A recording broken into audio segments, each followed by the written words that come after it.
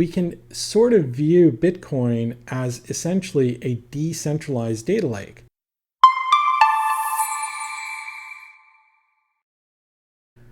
Traditional data lakes follow a very common flow, a very common pattern.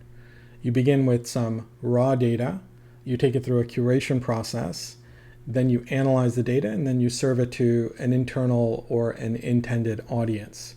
And we can give this pattern a label. We can call it data lakes with forward flow.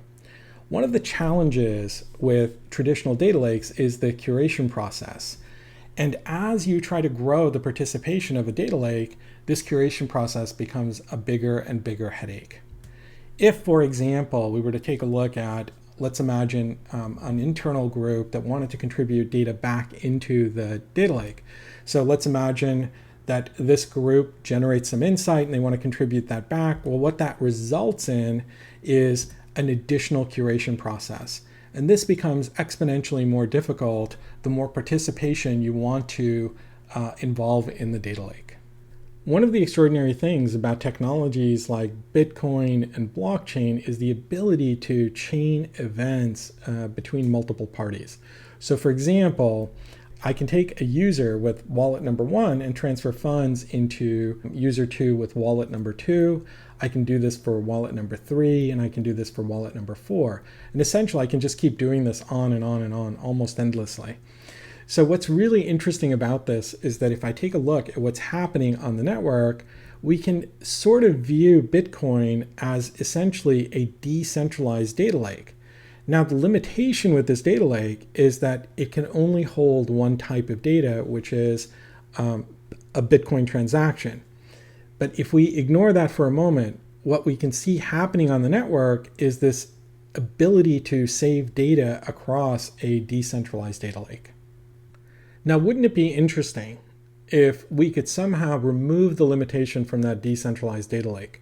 Remove this limitation where the only type of data that you can store is a Bitcoin transaction. What if we could expand that to be any sort of data that you wanted?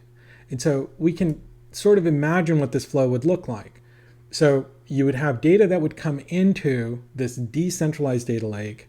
And for example, a group could subscribe to that data, generate some insight, and contribute that insight back into the data lake, which could then be consumed by another group, which could then be consumed by another group. And so this then creates this really, really interesting flow where groups can participate and regulate their own privacy and the information sharing with all of these other groups. And we can now come up with a label for this kind of data lake, which is a data lake with circular flow. So what are some of the interesting things we can do with a decentralized data lake, which is built on a foundation of decentralized privacy?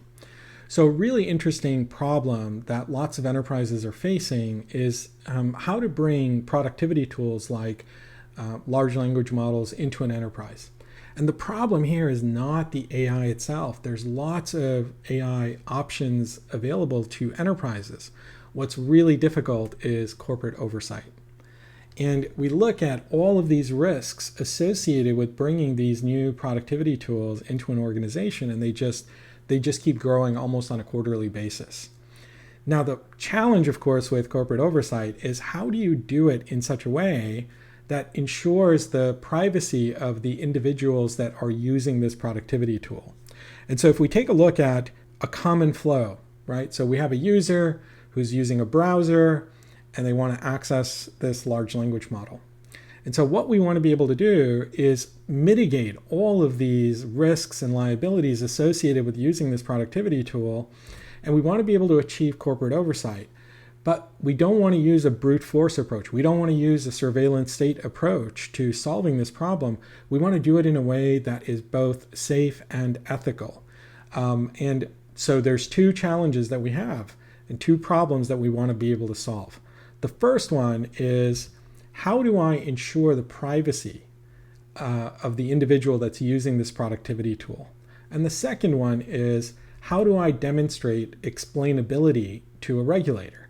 Somebody asked me a question, I generated a response. Well, how did I generate that response? What was the input and the traceability and auditability of the data that led to that particular response? Now, each one of these turns out to be a very, very difficult problem to solve.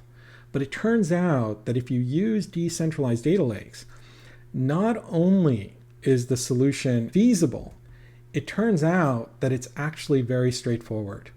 And in the next video, what we'll do is walk you through a practical implementation of how to solve this consumer oversight problem with both consumer data privacy as well as explainable AI or explainability for the large language model.